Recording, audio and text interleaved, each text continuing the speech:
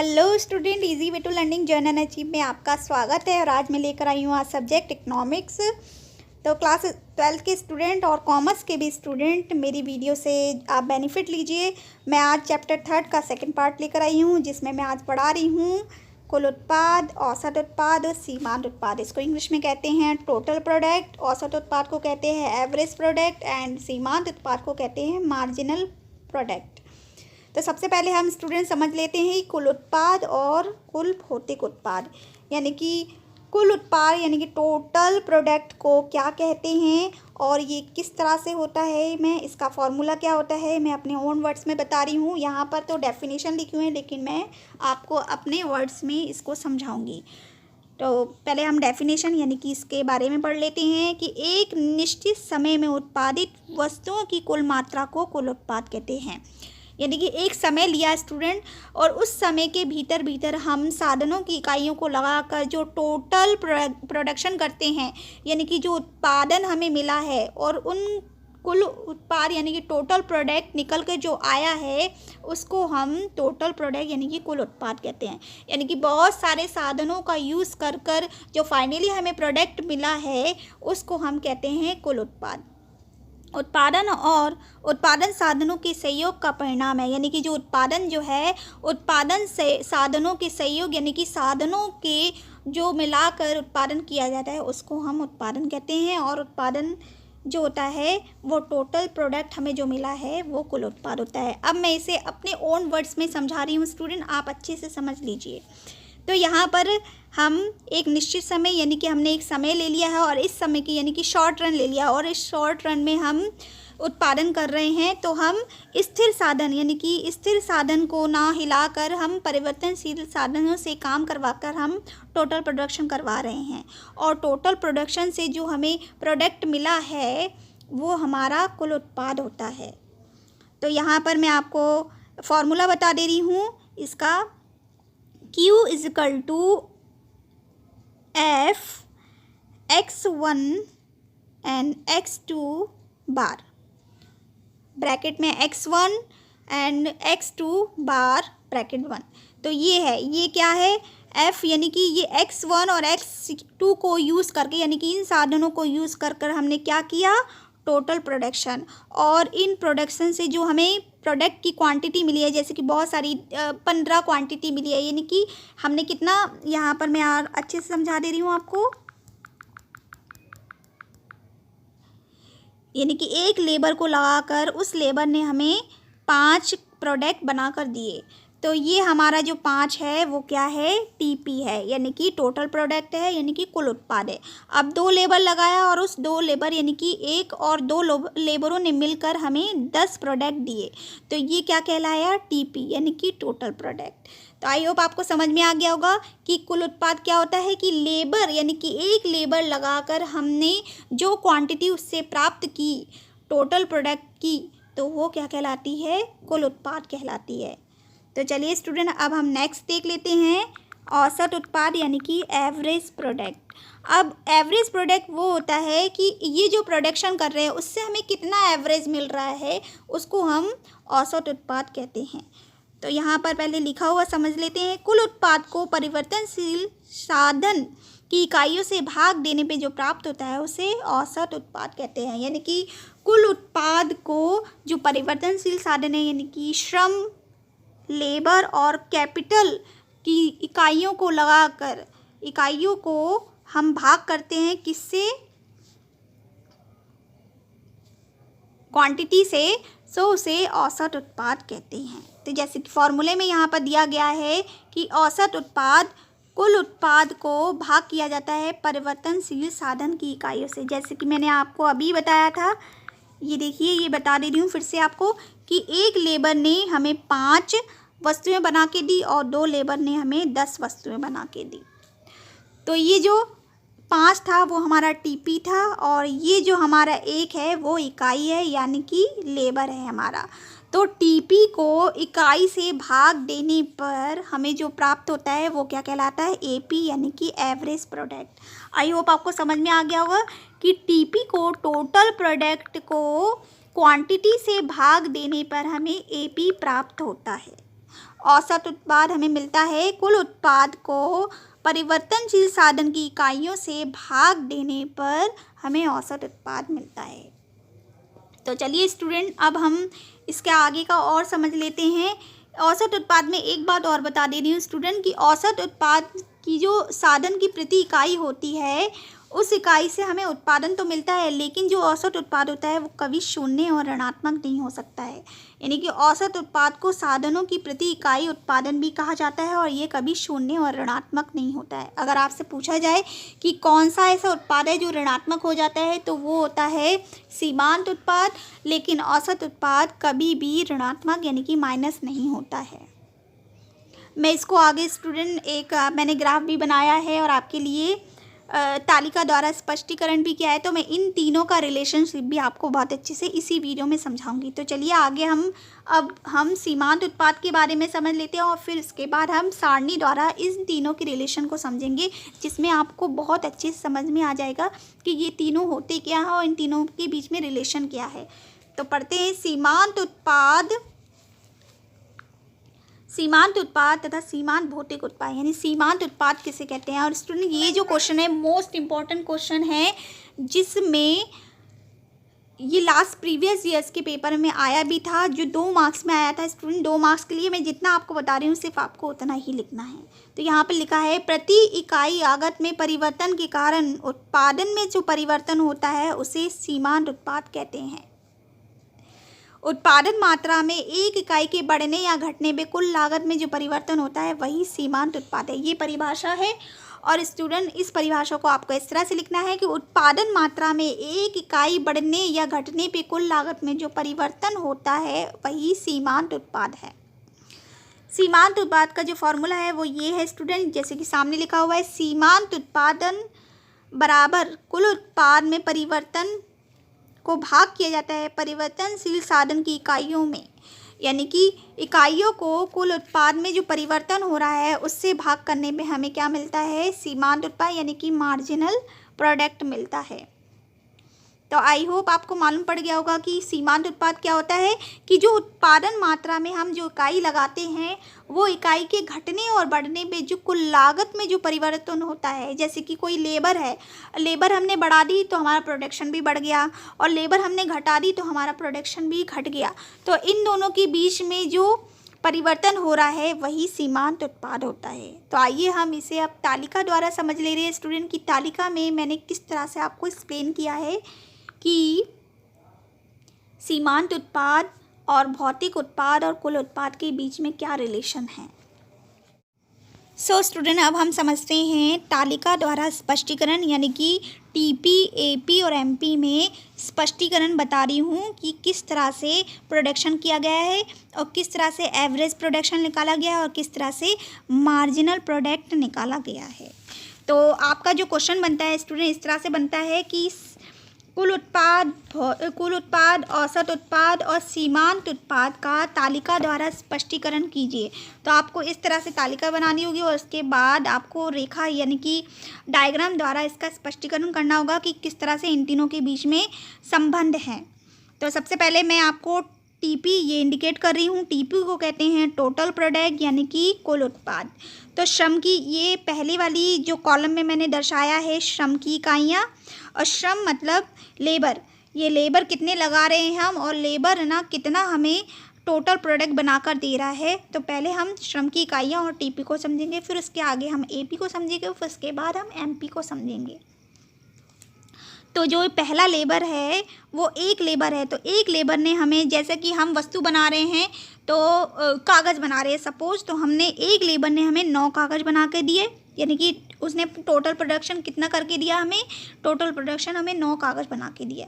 अब हमने 2 लेबर लगा दिए तो उसने हमें कितने बना कर दिए, 20 कागज़। फिर हमने तीसरा लेबर लगाया तो उसने बना के दिए हमें 36 कागज़। ऐसे ही वो लेबरों की संख्या बढ़ती गई। चौथे ने हमें 48 कागज़ बना के दिए, पाँचवें ने हमें 55 कागज़ बना के दिए और फिर छठवें ने हमें 60 कागज़ बना के दिए और सातवें ने भी हमें, यानी कि जब 7 लेबर लगा दी, जो छठवा यानी कि 6 लेबर लगाई हुई थी तो उसने भी हमें 60 कागज़ बना के दिए और 7वीं लेबर लगाई तो उसने हमें फिर से 60 कागज़ बना के दिए। तो स्टूडेंट ये फ़र्क क्यों आया, इस फ़र्क को मैं आपको समझा रही हूँ, तो आप ध्यान से सुनिएगा। क्योंकि स्टूडेंट क्या होता है, हम कागज़ बना रहे हैं, हमने एक कंपनी चालू की है और हमें ये मालूम है कि हमें सिर्फ 60 कागज़ बना लेंगे, हमारे इतने लेबर हमारे 60 कागज़ बना लेंगे।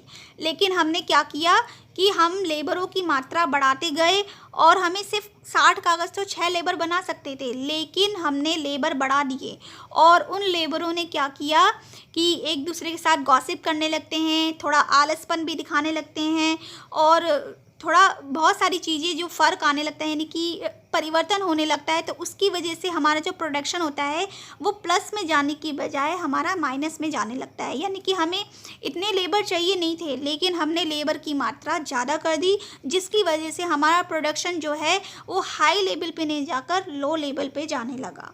इसी तरह से हमने फिर और एक और लेबर बढ़ा दिया और 8वां लेबर हो गया और उस 8वें लेबर ने हमें माइनस यानी कि 56 कागज़ बना के दिए। यानी कि हमें क्या हो गया, लॉस हो गया। क्यों हुआ? क्योंकि हमें इतने लेबर चाहिए ही नहीं थे, लेकिन लेबर ना उसको ज़्यादा ज़रूरत थी काम की, तो हमने उस पर थोड़ा रहम किया या फिर और भी कंडीशन की वजह से हमने उस लेबर को लगा लिया। पर वो लेबर ने गॉसिप करके बहुत सारी चीज़ें में परिवर्तन लाकर हमारे प्रोडक्शन को क्या ले गया, वो माइनस में ले गया। तो एक हद तक श्रम की इकाइयाँ लगाने से हमें प्रोडक्शन ज़्यादा मिलता है, लेकिन अगर हम श्रम की एक से अधिक इकाइयाँ लगा देते हैं तो हमारा जो टोटल प्रोडक्शन होता है वो प्लस में जाने की बजाय माइनस में चला जाता है। तो आई होप आपको समझ में आ गया होगा कि श्रम की इकाइयाँ क्या होती है और टोटल प्रोडक्शन वो हमें कितना करके दे रहे हैं और एक हद के बाद वो हमें कितना प्रोडक्शन करके देते हैं। तो टीपी हमें कैसे मिलता है, श्रम की जो इकाइयाँ काम करती हैं उससे हमें टोटल प्रोडक्शन मिलता है। अब हम आ जाते हैं एपी पर, यानी कि एपी को कहते हैं एवरेज प्रोडक्ट, यानी कि औसत उत्पाद। औसत उत्पाद यानी कि इन दोनों का टीपी को श्रम की इकाइयों से भाग देने पर हमें एवरेज प्रोडक्ट मिलता है। यानी कि 9 को हम जब 1 से भाग करेंगे तो हमारा क्या मिलेगा, एपी मिलेगा। 9 को हमने 1 से भाग किया स्टूडेंट तो हमें 9 मिला। 20 को हमने 2 से भाग किया तो हमें 10 मिला। 36 को हमने 3 से भाग किया तो 12 तिया 36 होते हैं। फिर 48 को हमने 4 से भाग किया तो हमें 12 मिला। तो इस तरह से हमें एवरेज मिल रहा है, लेकिन एवरेज भी एक हद तक, यानी कि प्रोडक्शन तो बढ़ता गया लेकिन एवरेज हमारा माइनस में जाने लगा।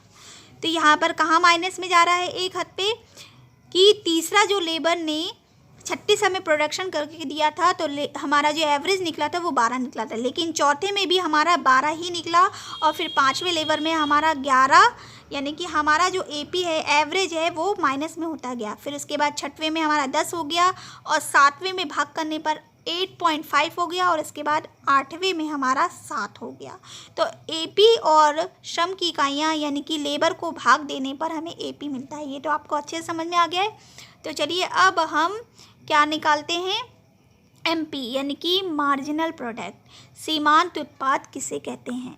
तो सीमांत उत्पाद के लिए हमें सिर्फ टीपी को देखना होता है स्टूडेंट। टीपी मतलब टोटल प्रोडक्शन को देखना होता है, इससे ही हमारा क्या निकलता है, एमपी यानी कि मार्जिनल प्रोडक्ट, सीमांत उत्पाद निकलता है। एक यानी कि एक अतिरिक्त इकाई को लगाने पर जो हमें मिलता है वो हमारा मार्जिनल प्रोडक्ट होता है। पहले हमने 9 प्रोडक्शन मिला तो हमारा जो सीमांत उपभोग प्रवृत्ति यानी कि जो हमारी मार्जिनल प्रोडक्टिविटी थी वो हमारी 9 ही थी। फिर उसके बाद 20 में हमारी 11 हो गई। ये 20 में हमारी 11 कैसे हुई ये मैं बता रही हूँ आपको स्टूडेंट, कि 20 को हम 9 से माइनस करेंगे, यानी कि इन दोनों को हम माइनस करेंगे तो हमारा क्या निकलेगा, 11 निकलेगा। जैसे कि मैं यहाँ पर आपको बता रही हूँ, 20 को हम जब 9 से माइनस करेंगे तो हमें क्या मिलेगा, इक्वल 11 मिलेगा। तो इसी तरह से नीचे की इकाइयों को ऊपर की इकाइयों से भाग देने पे, यानी कि कुल उत्पाद की एक अतिरिक्त इकाई को ऊपर की इकाइयों से माइनस करने पर हमें क्या मिलता है, मार्जिनल प्रोडक्ट मिलता है। अब 36 को हमने 20 से भाग किया, 36 को हमने 20 से भाग किया तो हमें 16 मिला। फिर 48 को हमने 36 से माइनस किया तो हमें 12 मिला। और इसी से हमारा एमपी जो है वो एक हद पे तो बढ़ रहा था, लेकिन फिर दूसरे हद तक वो बहुत तेज़ी से गिरने लगा। ये देखिए 7, 5 और 0 और 4। एक स्थिति ऐसी आई कि सीमांत उपभोग जो प्रवृत्ति थी वो माइनस में चली गई। ये क्या होती है एमपी में, एक और समझा दे रही हूँ कि एमपी होती है हमारी उपभोग करने की, यानी कि हमारे खरीदने की स्थिति होती है कि हम कितना खरीद सकते हैं उस सामान को। और फिर एक स्थिति ऐसी आती है कि हमें उस सामान के प्रति रुझान नहीं रहता है और हमें उसे पसंद नहीं आता है, तो हम उसको बिल्कुल ख़रीदना बंद कर देते हैं।